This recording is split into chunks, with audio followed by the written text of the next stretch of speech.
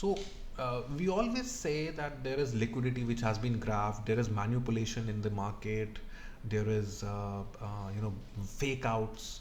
But let's just understand how these manipulations or liquidity grabs or fake outs we can save ourselves from.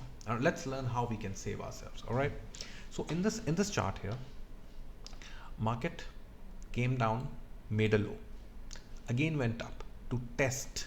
And what it is testing, with all these long wicks, we should understand that whenever we see all the long wicks on the opposite side, fake outs are going to happen.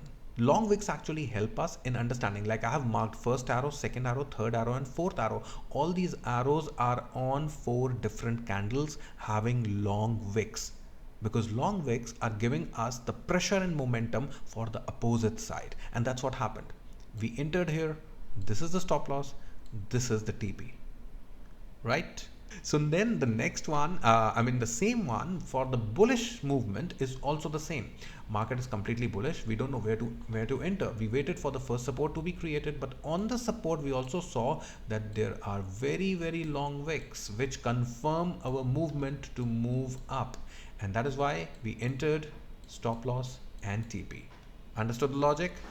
Look at the chart again and again. Try to find the back testing on your charts, and then you will find all these charts very, very helpful. Okay.